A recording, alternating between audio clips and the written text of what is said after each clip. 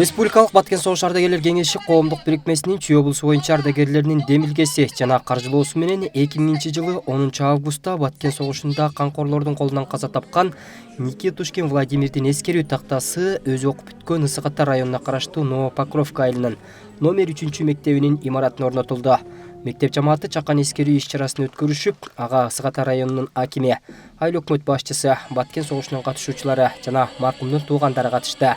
Район акими Тайгашкаев мектеп өзүнүн баатырлары менен сыймыктанышы керек жана мындай мекен үчүн баатырларча курман болгондордун эскерүү тактасы өсүп келе жаткан муун үчүн тарбиясы зор экенин белгилейт.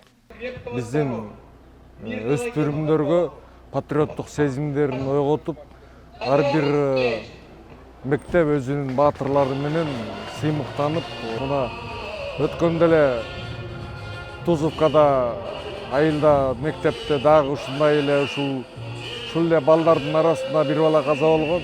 Аяка дагы мемориальный доска, аяка еще мындай статуясын жасап туруп ачылышын кылып келдик.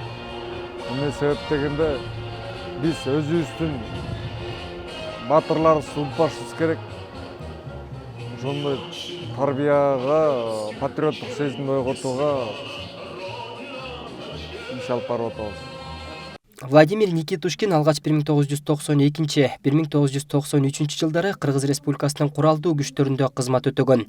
Аскердик кызмат аяктаган соң 1994 жылга чейин өз кесиби боюнча механик, айдоочу болуп эмгектенген.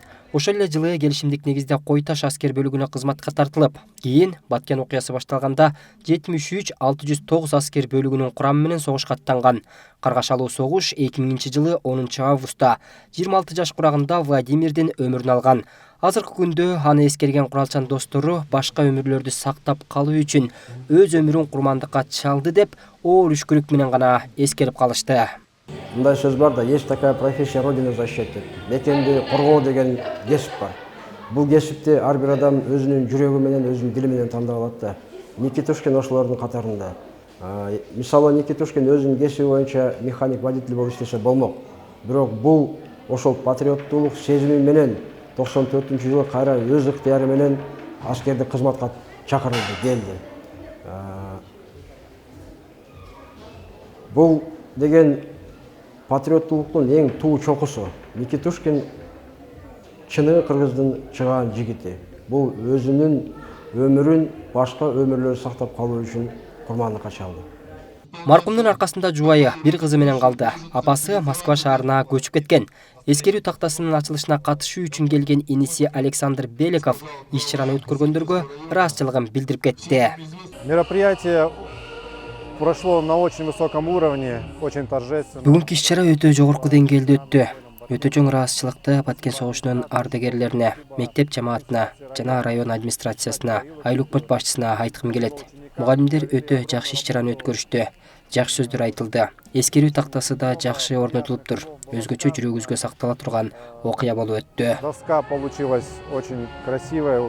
Жалпысынан Республикалык Баткен согуш ардагерлер кеңеши коомдук бирикмеси жаштарды патриоттуулукка тарбиялоо боюнча иштерди жүргүзүп келишет. Ал эми коомдук бирикменин Чүй облусу боюнча ардагерлери ушул жылы эле экинчи рет эскерүү тактасын мектептерге орнотуп жатышат. Бакытбек Болсунов, Бакыт Жапаров, Азия ТВ, Чүй облусу.